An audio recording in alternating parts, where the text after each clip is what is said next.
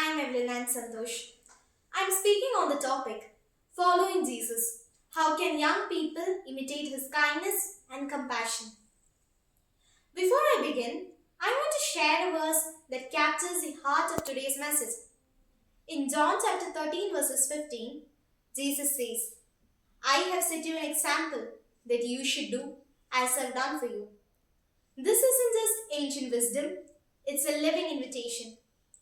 So, let's imagine for a moment. If Jesus were walking among us today, into our classrooms, WhatsApp group, or social media feeds, what would he do? Would he post trending reels? Would he retweet motivational quotes? Or would he quietly notice a student sitting alone in the cafeteria or the friend who never gets likes on their post? We live in a world where kindness often gets lost in memes and emojis, and compassion can seem like a red filter. But Jesus' call remains the same. Follow me. Think about a moment in your own life. Maybe you saw someone being ignored or bullied. Did you step forward or did you scroll past?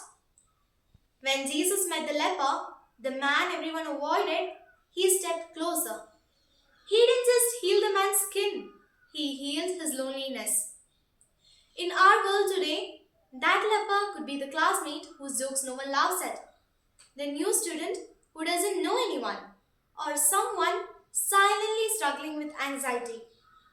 Following Jesus means being that one person who steps closer and says, You're not invisible. Kindness is not always a grand gesture. Often, it's a quiet choice. It's sending a supportive message to a friend who's been quiet lately. It's helping your younger sibling with homework without being asked. It's thanking the bus driver and the cafeteria staff, the people we usually overlook. It's staying patient and gentle even when others are rude and dismissive. But let's be honest, compassion in today's world isn't easy. We scroll past suffering so fast that pain becomes just another story. So, here's my question. When was the last time you stopped scrolling long enough to really see someone's pain? Jesus didn't ignore the broken. He walked with them. When the crowd was hungry, he didn't say, It's not my problem. He said, You give them something to eat. That's compassion in action. And it's exactly what we as young people can practice every day. The world doesn't need more influencers, it needs more imitators of Christ. Not people chasing fame, but people who dare to care. Not perfection, but compassion. As Jesus said in Matthew chapter 25, verses 35, I was hungry and you gave me something to eat. I was thirsty and you gave me something to drink.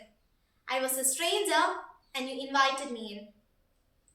Maybe today hungry means someone craving attention, thirsty means someone needing a kind word, and the stranger is the one feeling unseen in a crowd. Friends, kindness isn't old-fashioned. Every time you forgive, listen, or love without expecting anything back, you reflect the heart of Christ. Imagine a world where every young person chooses compassion over cruelty, empathy over ego, and love over judgment. What if young people made it a habit to visit orphan children, to play with them, to teach them, and to share a genuine emotional warmth? Not just as a one time gesture, but as a regular expression of compassion, just as Jesus walked with people daily? That's the world Jesus dreamed of. And it's exactly what we can build, starting with small actions right here, right now. So, as you step out today, whether it's into a classroom, WhatsApp group, or even a family homes, remember you might be the only Bible someone ever sees and the only reflection of Jesus someone ever sees.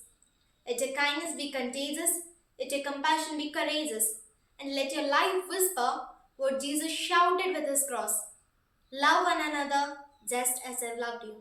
Thank you.